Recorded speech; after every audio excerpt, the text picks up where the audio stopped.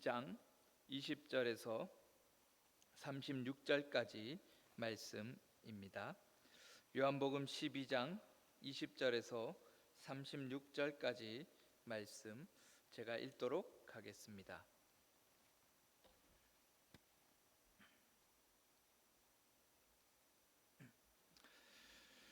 명절에 예배하러 올라온 사람 중에 헬라인 몇이 있는데 그들이 갈릴리 벳세다 사람 빌립에게 가서 청하여 이르되 선생이여 우리가 예수를 배웁고자 하나이다 하니 빌립이 안드레에게 가서 말하고 안드레와 빌립이 예수께 가서 여쭈니 예수께서 대답하여 이르시되 인자가 영광을 얻을 때가 왔도다. 내가 진실로 진실로 너희에게 이르노니 한 알의 밀이 땅에 떨어져 죽지 아니하면 한 알 그대로 있고 죽으면 많은 열매를 맺느니라. 자기의 생명을 사랑하는 자는 잃어버릴 것이요 이 세상에서 자기의 생명을 미워하는 자는 영생하도록 보존하리라. 사람이 나를 섬기려면 나를 따르라. 나 있는 곳에 나를 섬기는 자도 거기 있으리니 사람이 나를 섬기면 내 아버지께서 그를 귀히 여기시리라. 지금 내 마음이 괴로우니 무슨 말을 하리요. 아버지여 나를 구원하여 이 때를 면하게 하여 주옵소서. 그러나 내가 이를 위하여 이 때에 왔나이다. 아버지여 아버지의 이름을 영광스럽게 하옵소서 하시니 이에 하늘에서 소리가 나서 이르되 내가 이미 영광스럽게 하였고 또 다시 영광스럽게 하리라 하시니 곁에 서서 들은 무리는 천둥이 울었다고도 하며 또 어떤 이들은 천사가 그에게 말하였다고도 하니 예수께서 대답하여 이르시되 이 소리가 난 것은 나를 위한 것이 아니요 너희를 위한 것이니라. 이제 이 세상에 대한 심판이 이르렀으니 이 세상의 임금이 쫓겨나리라.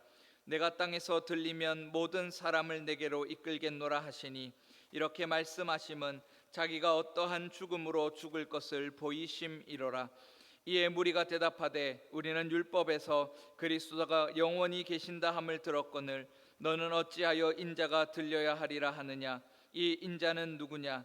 예수께서 이르시되 아직 잠시 동안 빛이 너희 중에 있으니 빛이 있을 동안에 다녀 어둠에 붙잡히지 않게 하라. 어둠에 다니는 자는 그 가는 곳을 알지 못하느니라.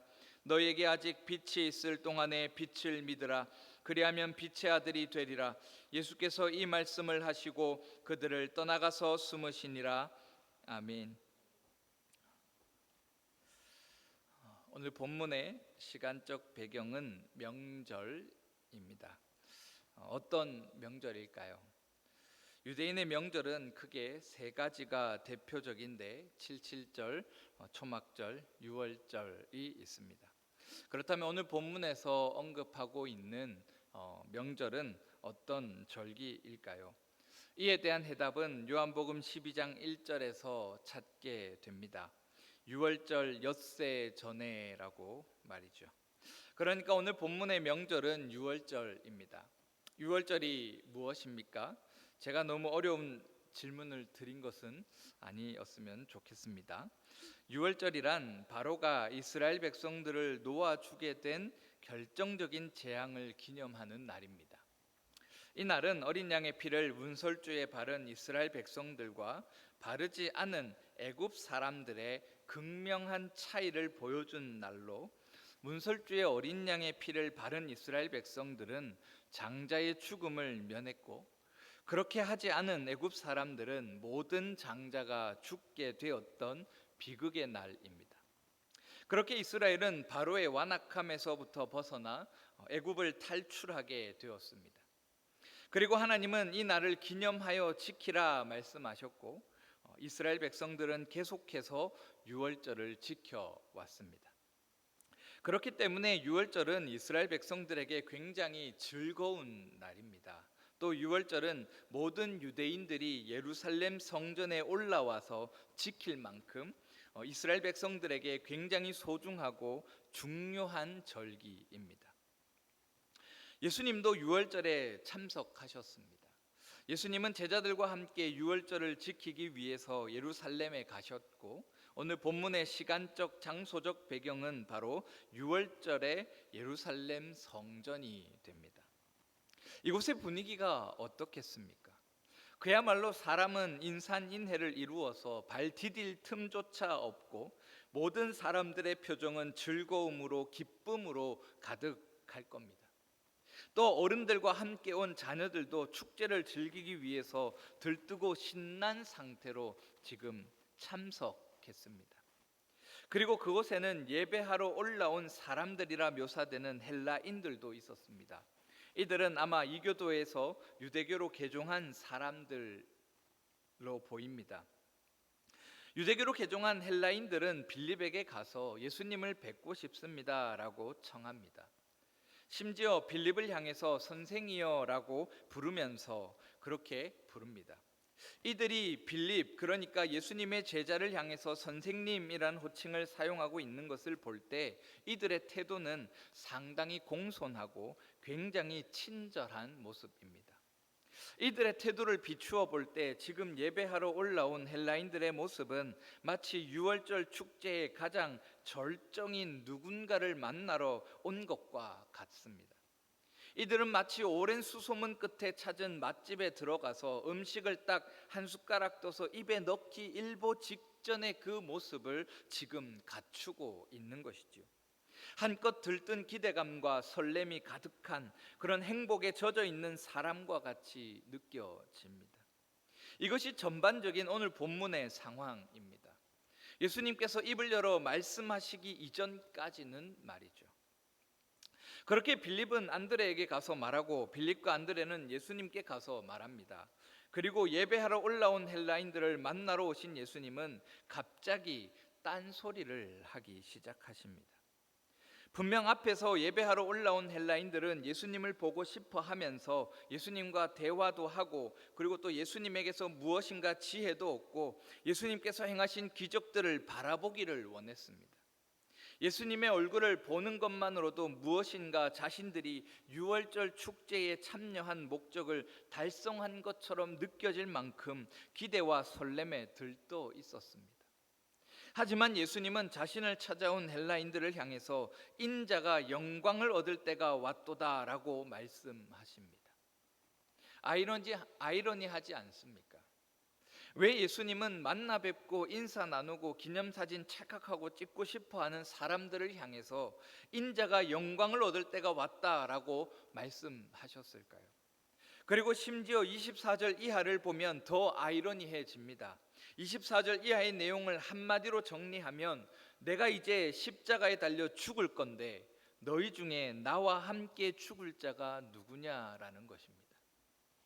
예수님은 지금 유월절 축제의 가장 절정으로서 예수님을 찾아온 자들을 향해서 나는 죽는다. 나는 죽을 것이다. 너희도 나를 따른다면 죽어야 한다. 만약 너희가 죽지 않는다면 나를 따르지 않는 것이다 라고 말씀하십니다. 분명 유월절은 이스라엘 백성들이 구원받았음에 감사하며 기쁨으로 즐거움으로 풍악이 울려 퍼지고 사람들의 기쁨의 환호성이 가득한 축제인데 예수님은 갑자기 나는 죽을 것이고 나를 따르는 자도 죽어야 한다라는 청천벽력 같은 소리를 하십니다. 그야말로 축제의 분위기를 깨트리는 말인 것이죠. 더 놀라운 것은 예수님께서 이렇게 말씀하셨을 때 하늘에서 내가 이미 영광스럽게 하였고 또다시 영광스럽게 하리라 라는 그런 소리마저 들려옵니다. 이 소리를 들었던 무리들, 하지만 그 소리를 제대로 듣지 못했던 무리가 아리송해하며 전혀 알지 못하는 상태에 있을 때 예수님은 너희를 위한 소리다 라고 말씀하십니다. 그리고 내뜸 이 세상에 대한 심판이 이르렀으니 이 세상에 임금이 쫓겨날 것을 말씀하시고 그 심판자가 예수님이심을 말씀하십니다. 내가 땅에서 들리면 모든 사람을 내게로 이끌겠노라 라고 말씀하십니다. 갑자기 모든 것이 엉망진창이 되어 버렸습니다. 예수님을 만나러 온 헬라인들로 인해서 그리고 그들을 향해서 말씀하시는 예수님으로 인해서 유월절 행사는 엉망진창이 되었습니다. 도대체 예수님은 왜 그렇게 말씀하셨을까요? 그리고 예수님은 왜 이해되지 않는 말씀을 하시는 것일까요? 예수님의 말씀은 도대체 어떤 의미를 가지고 있는 것일까요? 우리는 먼저 이 말을 들었던 무리들의 반응을 살펴볼 필요가 있습니다. 34절에서 무리들은 이렇게 반응합니다. 이에 무리가 대답하되 우리는 율법에서 그리스도가 영원히 계신다 함을 들었거늘 너는 어찌하여 인자가 들려야 하리라 하느냐? 이 인자는 누구냐라고 말이죠. 그러니까 무리들의 반응을 살펴볼 때 예수님의 말씀은 일단 무리들의 의견과 일치하지 않습니다. 예수님께서 세상의 심판자인 내가 이제 죽을 것이다, 그러니 나를 따라 올 자들은 다 죽어야 한다라고 말씀하셨을 때 무리들은 오 예수님, 우리도 따라 죽도록 하겠습니다, 그렇게 말하지 않고 오히려 예수님의 의견에 반대 의견을 제시합니다. 우리가 율법에 알기로 그리스도는 영원히 계신다고 하였는데 당신은 어찌하여 인자가 죽어야 한다 말합니까? 라고 말이죠. 따라서 무리들이 기대하고 있는 것과는 다른 의견을 예수님은 말씀하셨습니다. 예수님의 말씀에 무리들이 다른 의견을 제시하였다는 것은 무리들이 기대했던 바가 무엇이었는가 하는 것을 우리에게 보여줍니다. 무리들은 예수님을 바라볼 때 그들이 가지고 있었던 기대가 있었습니다. 그 기대가 무엇이었냐면 예수님이 영원한 그리스도로서, 영원히 거하시는 그리스도로서 자신들을 구원하실 것, 자신들을 애국과 같은 종살이에서 건져내어서 자신들을 새 출애굽 시켜줄 새 모세를 기대했다 하는 것입니다. 여기까지 들으면 사실 그럴싸해 보입니다. 지금 자신들이 처해 있는 상황, 그러니까 로마의 식민지로서 종살이하고 있는 자신들의 상황에서 그리스도께서 오시면 자신들을 로마로부터 빼내주시고 그 후부터 자신들은 절대로 다른 나라의 식민지가 되지 않게 하고 절대로 자신들은 굶주림도 없고 아픔도 없고 불평등도 없는 그런 나라를 이루게 하실 것을 이들은 기대했습니다. 그렇기 때문에 무리들은, 그리고 무리들을 포함한 예배하러 올라온 헬라인들은 또한 이러한 의미를 벗어나지 않았습니다. 이들이 예수님을 만나보고 싶었던 것은 과연 그들이 볼 때에 예수님이 진정한 그리스도이신가, 예수님이 자신들과 세상 위에 군림할 수 있는 자질을 가진 그런 그리스도이신가, 예수님이 진정한 그리스도로서 영원히 거할 능력이 있는 분인가 하는 것을 보기 위해서 예수님을 만나 뵙고자 했다 하는 것이지요. 이것이 그들이 제시한 근거에 따른 예수님을 만나러 온 이유였습니다. 하지만 예수님은 말씀하십니다. 나는 이 세상에 군림하러 온 그리스도가 아니다. 나는 이 세상에서 다시 새 출애굽을 인도하러 온 새 모세가 아니다라고 말씀하십니다. 오히려 예수님은 내가 유월절의 어린 양으로서 출애굽을 가능케 했던 문설주에 발랐던 피, 바로 그 피의 제공자인 어린 양이다 말씀하십니다. 예수님께서 이제 나는 죽을 것이다, 나를 따르는 자들도 죽어야 할 것이다 말씀하신 것은 이 땅에 군림하여 이 땅을 다스리는 그리스도로 오신 것이 아니라 이 땅을 구원할 희생제물인 어린 양으로 오셨고 자신이 죽어 문설주에 뿌려지기 위해 오셨음을 말씀하셨습니다. 우리는 예수님과 무리들의 상반된 의견에서 예수님께서 말씀하신 말들의 의미를 발견하게 됩니다. 예수님은 이 땅에서 무엇인가를 이루시기 위해서 오신 분이 아니었습니다. 이 땅에 무엇인가를 다시 재건축하고 재건하여서 새로운 무엇인가로 만들기 위해 오신 분이 아닙니다. 예수님께서 이 땅에 오셔서 고아와 과부들 그리고 죄인들과 함께 하신 것은 하늘에서 이루어진 하나님의 나라의 통치가 이 땅에서도 이루어지는 것을 보여주기 위해 행하신 것이었습니다. 예수님은 하늘의 법을 따라 살아가는 존재로서 하나님께서 고아와 과부, 죄인들을 구원하기를 원하셨기에 예수님은 그들과 함께 하셨고 그들을 사랑하셨으며 그들을 불러 자신의 제자로 삼고 그들로 하나님 나라를 경험하고 하나님 나라를 살아가도록 했습니다. 그렇기에 예수님께서 베푸신 모든 선행은 하나님 나라의 법이 그렇게 정하고 있기 때문에 행하신 것입니다. 하나님의 법이 사랑이기에, 하나님의 법이 자비이기에 예수님은 자신의 삶을 통해서 하나님 나라의 법을 이 땅 가운데 보이셨습니다. 사랑하셨고 자비를 베푸심으로 말이죠. 하늘에 있는 하나님의 나라가 근원이라면 이 땅에 있는 예수님의 삶은 결과인 셈이고, 하늘에 있는 하나님의 나라가 실제라면 이 땅에 있는 예수님의 삶은 그림자인 셈인 것입니다. 따라서 예수님은 이제 나는 죽을 것이다, 나를 따르는 자는 죽어라고 말씀하신 것은 내가 한 알의 밀알과 같이 땅에 떨어져서 죽으면 수많은 생명들이 열매를 맺으며 꽃을 피우고 그 꽃은 다시 떨어져 나무가 되고 또 수많은 생명들이 열매를 맺게 될 것을 말씀하신 것입니다. 이는 하나님 나라의 법이 그렇기 때문이지요. 한 사람이 희생하여 한 사람을 살리면 하나님은 희생한 한 사람과 살게 된 한 사람 모두를 살리시기로 결정하셨고, 그렇게 예수님은 내가 이제 죽을 것이니 나를 따르는 자도 죽어야 할 것이다 라고 말씀하셨습니다. 이처럼 예수님은 오히려 하나님의 나라를 완성하시고 완성된 하나님의 나라의 통치가 이 땅에서 이루어지고 있음을 보여주셨습니다.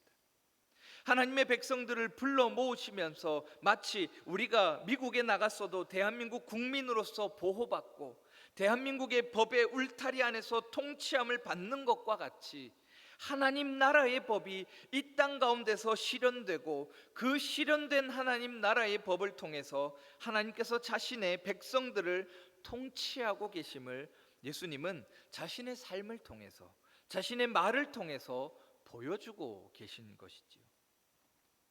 그렇게 예수님을 이 땅의 왕으로, 이 땅에서 무엇인가를 이루실 것에 대한 기대로 찾아온 자들은 예수님의 말씀을 이해할 수 없었습니다. 예수님의 말씀이 도무지 이해되지 않고 예수님의 말씀이 아이러니한 그러한 이유가 바로 여기에 있었습니다. 따라서 34절에 우리는 율법에서 그리스도가 영원히 계신다 함을 들었거늘 너는 어찌하여 인자가 들려야 하리라 하느냐, 이 인자는 누구냐라고 말하게 된 것입니다. 그리스도가 영원히 계신다 함은 그가 우리와 함께 천년만년 육체를 가진 상태로 그렇게 살아간다는 말이 아닙니다. 그가 이루신 하나님 나라의 법이 영원히 그의 백성을 통치하신다는 말이고, 그의 영원한 법이 그의 백성을 보호하며 그의 백성의 삶의 기준이 되어 영원한 삶을 향해 나아가도록 한다는 말입니다. 하지만 세상의 시각으로 바라보는 자들이 어찌 이 놀랍고 신비한 이 말을 알겠습니까? 이것은 대한민국에 있는 여러 나라의 외교관들을 생각하면 쉽습니다. 우리나라 대사관이 서울에 엄청 많이 있는데 그 중에서 영국 대사관을 예로 들면 영국 대사관에서 근무하는 사람들은 한국 땅에서 살아가고 있지만 그들의 국적은 한국이 아닙니다. 그들은 영국의 시민권을 가지고 있고 영국의 국민으로서 살아갑니다. 또 영국의 관습과 법을 따르고 영국 국왕에게 충성을 맹세하며 영국을 그리워하며 영국으로 돌아갈 날을 고대하며 그렇게 살아갑니다. 바로 예수님께서 하신 말들은 우리에게 이와 같이 하나님 나라의 시민으로서 이 땅 가운데 살아가고 있음을 깨닫게 합니다. 우리가 이 세상 가운데 많은 것을 행하고 이 세상 가운데서 많은 것을 얻지만 그것은 결국 우리가 돌아갈 하나님 나라에서는 필요 없는 것으로 가지고 갈 수 없는 것들입니다. 그렇게 우리는 이 땅 가운데서 하나님 나라의 법을 따라서 사랑하고 자비를 베풀며 하나님 나라의 시민으로서 삶을 살아가야 합니다. 우리는 다시 하나님 나라로 돌아갈 때가 있고 그때를 예수님은 내가 이제 죽을 것인데 나를 따르는 자들은 나와 함께 죽을 것이다 라고 말씀하시는 것을 통해서 깨닫게 되어집니다. 언젠가는 다시 고향으로 돌아갈 자들, 영원한 안식과 영원한 기쁨이 기다리고 있는 나의 고향, 나의 마지막 종착지를 그리워하며 우리는 살아가고 있는 것입니다. 한 예화를 들고 마치겠습니다. 2009년 북한의 2명의 미국 기자가 억류되어 12년형 교화형을 받았습니다. 그들은 한국계 기자와 중국계 기자였습니다. 유럽계도 아닌 아시아계 기자들이었습니다. 그런데 놀라운 일이 벌어졌습니다. 미국의 전직 대통령인 빌 클린턴이 직접 북한을 방문하여 그들을 구출해내었습니다. 왜 그랬겠습니까? 왜 그들을 향해서 그 전직 대통령이 나서서 그들을 구출해냈을까요? 바로 그들은 미국 시민권을 가지고 있었기 때문입니다. 미국은 자국민을 보호하기 위해서 전직 대통령까지도 특사로 파견할 만큼 그런 자국민을 보호하기에 앞선 나라였습니다. 미국 대통령이 자신의 국민을 보호하기 위해 위험을 무릅쓰고 북한으로 갔다면 우리 하나님은 어떠하시겠느냐라는 것이죠. 이 시간 하나님 나라의 시민으로서 살아가시는 복된 자들이 되시기를 소원합니다.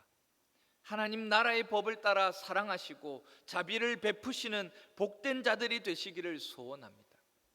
세상이 우리를 바라볼 때에 미쳤다 할지라도, 세상이 우리를 보며 도저히 이해되지 않는다 할지라도 하나님 나라의 법을 따라 살아가는 자들로서 하나님 나라의 법을 따라 사랑하시고 자비를 베푸시는 은혜의 사람들이 되시기를 축원합니다. 이 시간 찬양하고 함께 기도하기를 원합니다. 찬송가 160장 찬양하시겠습니다.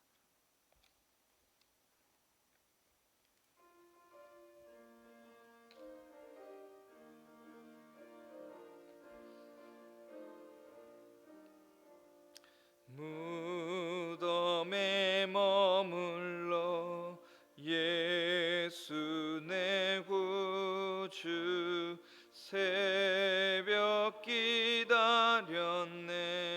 예수 내 주 원수를 다 이기고 무덤에서 살아나셨네 어둠을 이기시고 나와서 성도와 함께 길이 다스리시네 사셨네 예수 다시 사셨네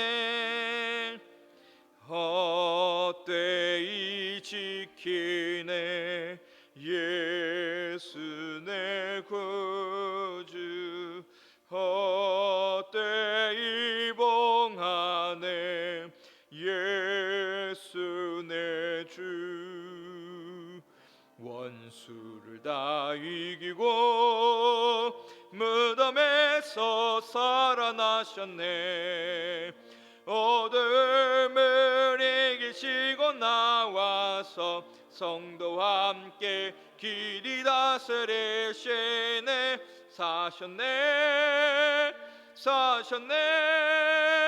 예수 다시 사셨네